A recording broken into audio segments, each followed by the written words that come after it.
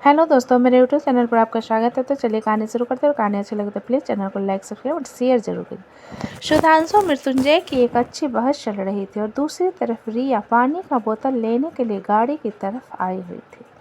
रिया पानी पीने के बाद बोतल गाड़ी में रखकर दरवाज़ा बंद करके मंदिर की तरफ आने लगती है तो उसे प्रकृति नजर आती है, जो कि कुछ बैग्स लेकर आ रही थी। रिया प्रकृति को इतना सारा बैग लाता हुआ देखकर उसके पास जाकर बोली, मैं मदद कर दूं? काफ़ी भारी होंगे ना? प्रकृति एक गहरी सांस लेकर रिया से बोली, अगर तुम्हें मेरी मदद करनी है ना तो मुझ पर एक उपकार करो। रिया प्रकृति के टोन पर कंफ्यूज होकर बोली, एक्सक्यूज मी, मैं समझी नहीं, तुम कहना क्या चाहती हो? प्रकृति रिया को घूरते हुए बोली, मेरे विकी से दूर रहो। क्यों? हर पल उसके पास रहती हो। विप्लव और सुधांशु और अपने प्रोफेसर के साथ घूमकर तुम्हें अच्छा नहीं लगता क्या, जो तुम मेरे विकी के पीछे भी पड़ी हुई हो? रिया प्रकृति की बात पर उसे हैरानी से देखते हुए बोले, एक्सक्यूज मी, तुम्हें गलतफहमी हो रही है। विक्की और मैं बहुत अच्छे दोस्त हैं। प्रकृति अपने दांत पीस कर बोली, दोस्ती में इतने क्लोज ही नहीं हुआ करते, या तुम्हारा मन नहीं भर रहा है सारे मर्दों के बीच में रहकर जो तुम विक्की पर भी डोरे डाल रही हो? रिया अपनी मुट्ठी मजबूती से बंद करके बोली, स्पीक विथ रिस्ट्रेंट। प्रकृति रिया को घूरते हुए बोली, ऐसे काम भी तो करो ना जिससे तुम्हें लोगों के सुनना ना पड़े। मैंने कभी तुम्हें लड़कियों के साथ नहीं देखा। हर पल हर वक्त विक्की, सुधांशु, विप्लव या फिर तुम्हारे प्रोफेसर। एटलीस्ट प्रोफेसर को तो छोड़ दो। रिया प्रकृति को मारने के लिए हाथ ऊपर करती है लेकिन कुछ सोचकर हाथ नीचे कर ले। प्रकृति रिया को घूरते हुए बोली, मुझ पर हाथ उठाने से पहले एक बार खुद के कैरेक्टर पर झांक ले। तुम्हारी तरह हर मर्द के साथ नहीं घूमती रहती मैं। लड़की हो लड़की की तरह रहो, किसी के साथ शेयर नहीं करती, इसलिए मेरे विक्की से दूर रहना। रिया प्रकृति की बात पर बोली, मुझे तुम्हारे और विकल्प के बारे में कुछ नहीं पता, और अगर पता होता तो मैं सबसे पहले विक्की को यही एडवाइस देती कि शायद तुमसे बेहतर उसकी ज़िंदगी में मिल सकती है। इतना कहकर रिया प्रकृति को वहीं छोड़कर मंदिर की तरफ चली जाती है। उसकी आंखों में नमी तैर गई थी जिसे वो अपने हाथों से साफ कर रहे थे। प्रकृति रिया को जाता हुआ बस घूर कर देखती है, फिर उन बैग्स को गाड़ी में रख देती है। इधर रिया जब मंदिर में पहुंचती है तो विप्लव उसे पीछे से पकड़ते हुए कहता है, मोटी, इतना देर लगता है क्या तुझे पानी पीकर आने में? गाड़ी में ही रह गई थी या फिर कहीं गुम हो गई थी? तुझे कब से ढूंढ रहा था मैं। रिया विप्लव की तरफ देखते हुए थोड़ा दूर होकर बोली, यार मैं बहुत ज़्यादा थक गई हूँ बापी। विप्लव अपना सिर हिलाकर बोला, हाँ हाँ क्यों नहीं, मैडम तो कुल्ली मजदूरी करके आ रही हैं तो थकान तो नॉर्मल सी बात। रिया विप्लव की बात पर मुंह बना लेती है तो अदिति रिया के पास आकर कहती है, रिया दीदी, मुझे भूख लगी है। अदिति अभी कह रही थी कि आनंद जी सब लोगों की तरफ देखते हुए बोले, शादी संपन्न हो चुकी है, घर चलें।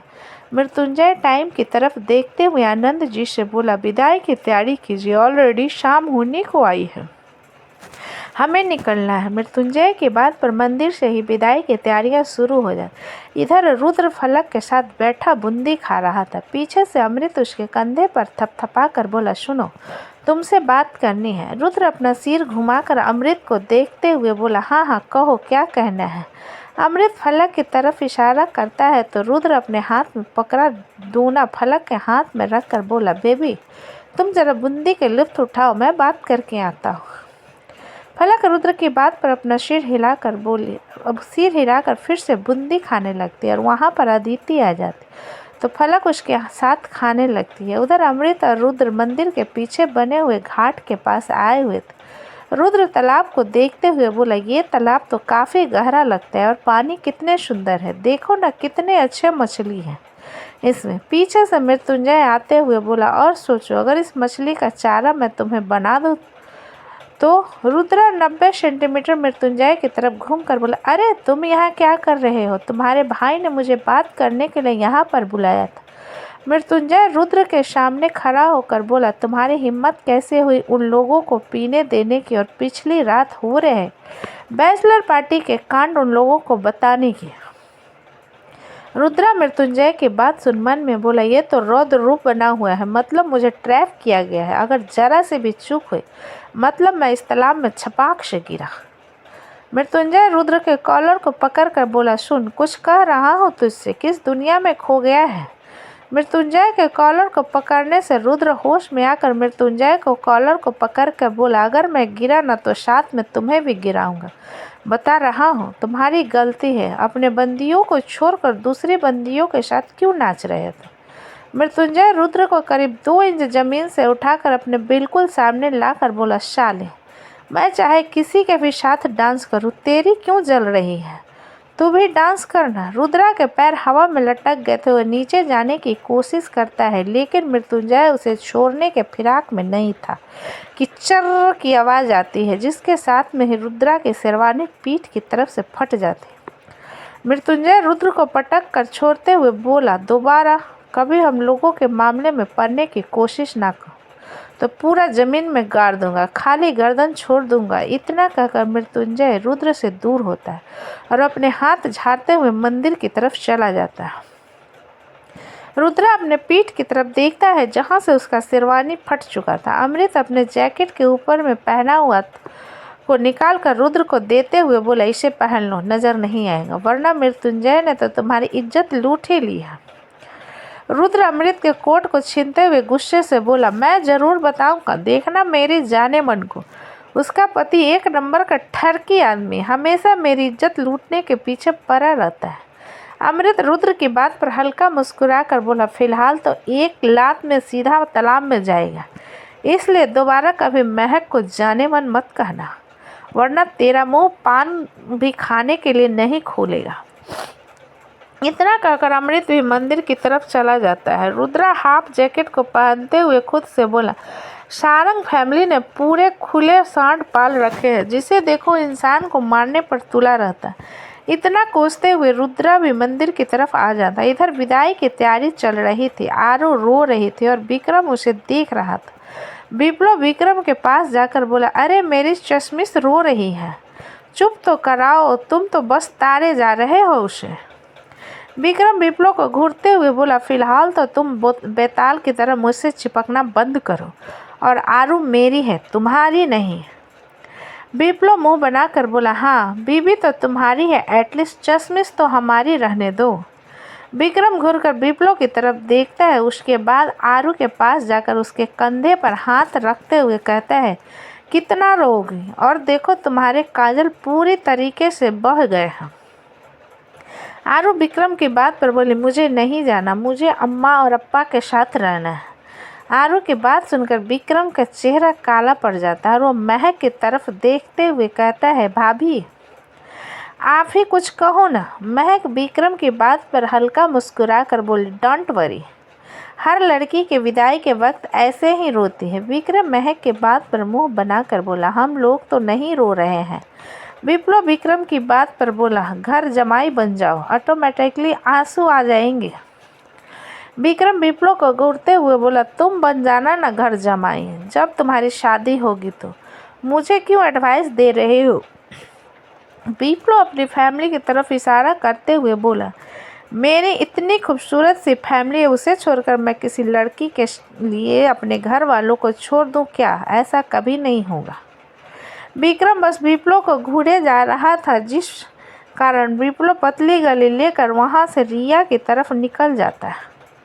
इधर रिया के दिमाग में अभी भी प्रकृति की कई बातें घूम रही थी। रिया को इतने खामोश देखकर विकल्प उससे बोला, क्या हुआ रिया, इतना सोच क्या रही हो। विकल्प की आवाज़ पर रिया उसकी तरफ देखते हुए बोली, विक्की मुझे तुझसे कुछ पूछना है। विकल्प अपना सिर हिलाकर बोला, हाँ पूछो, क्या पूछना था। रिया विकल्प की बात पर बोली, मुझे तुमसे पूछना था कि। विप्लव बीच में टपक कर बोला, तुम दोनों मेरे बगैर क्या बात कर रहे हो, मुझे भी बताओ। रिया विप्लव को घूर कर बोली, वापी मैं विक्की से बात कर रही हूँ ना, तो तुम क्यों बीच में आ रहे हो। विप्लव रिया की बात पर बोला, अच्छा ऐसी बात है क्या, तो मैं अपने लिए कोई दूसरी बेस्ट फ्रेंड ढूंढ लेता हूँ। अनमोल विप्लव की बात पर बोला, अच्छी बात है, ढूंढ लो जल्दी से, एटलीस्ट रिया का पीछा तो छोड़ोगे। सबकी गर्दन उसकी तरफ मुड़ जाती है। अनमोल उन लोगों को खुद को देखा हुआ पाकर वहां से जाने लगता है, जिस पर विप्लव कहता है, आपकी इतने क्यों जल रही है। अगर रिया और मैं बेस्ट फ्रेंड है तो अनमोल विप्लव की बात पर उसके सामने खड़ा होकर बोला, मेरा इसलिए जल रही है क्योंकि तुम हमेशा एक टपकू की तरह टपक जाते हो। विप्लव अपना सिर उठाकर अनमोल को देखते हुए बोला, हाँ तो मेरी बेस्ट फ्रेंड है वो, मैं उसके साथ नहीं रहूँगा तो क्या आप जैसा अंकल रहेगा। तभी कोई बहुत जोर से विप्लव के सिर पर हाथ से मारता है। विप्लव जस्ट रोने वाला था लेकिन वो चुप रहता है और अपने दर्द को कंट्रोल करते हुए कहता है, क्यों मार रहे हो मुझे। ये कहते हुए विप्लव पलट कर देखता है जहाँ पर रचना उसे घूर रही थी। रचना विप्लव को घूरते हुए बोली, तुम्हारी हिम्मत कैसे हुई अनमोल को अंकल कहने की, तुम्हारा भाई है वो, और सबसे ज़रूरी बात उसकी शादी भी नहीं हुई है अभी तक। विप्लव रचना की बात पर अनमोल को रचना की तरफ धक्का देकर बोला, हाँ क्यों नहीं, इन्हें ही रख लो अपना बेटा बनाकर, मुझे तो हर वक्त मारती रहती हो, ऐसा लगता है जैसे सच में मुझे अनाथ आश्रम से उठा कर लाए हो। इतना कहते हुए मुंह फुलाकर वहां से भाग जाता है। रचना जाते हुए विप्लव को देखकर खुद से बोली, देखो तो जरा इस लड़के का गुस्सा, खाली मेरे सामने बस जुबान चलाता है, पता नहीं किस पर गया है। पीताम्बर जी तो बिल्कुल ऐसे नहीं है। विकल्प रचना की बात पर रिया के कान में धीरे से बोला, चाची को नहीं पता कि उनका बेटा उसके ऊपर ही गया है। रिया रचना की तरफ देखते हुए हैरान थी। वो विकल्प की बात पर मुस्कुरा देती है। कुछ देर बाद उसके विदाई का रिचुअल खत्म होता है और वो लोग सीधा वहाँ से एयरपोर्ट के लिए निकल जाते हैं। उन लोगों का बैग पहले से ही नौकर और बॉडीगार्ड मिलकर एयरपोर्ट ले जा चुके थे।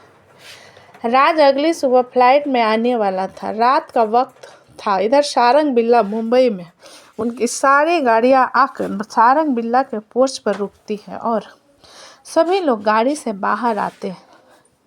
महक और वैशाली, निर्जला और अंदर आते हैं। महक जल्दी से आरती के थाल, कलश और आलता ले आती है।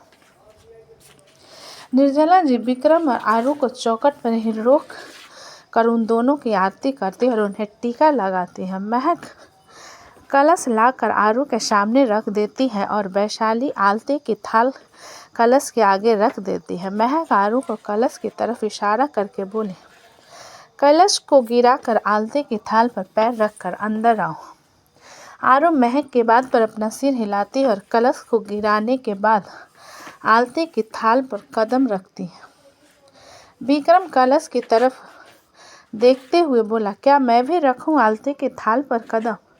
मृत्युंजय विक्रम को घूर कर बोला, इडियट, तुम नई नवेली दुल्हन हो क्या, लड़कियां बस रखती हैं। तो दोस्तों कहानी कैसी लगी मुझे कमेंट में लिखें। अच्छी लगी हो तो प्लीज़ चैनल को लाइक करें, सब्सक्राइब करें एंड ज़्यादा से ज़्यादा शेयर करें। कहानी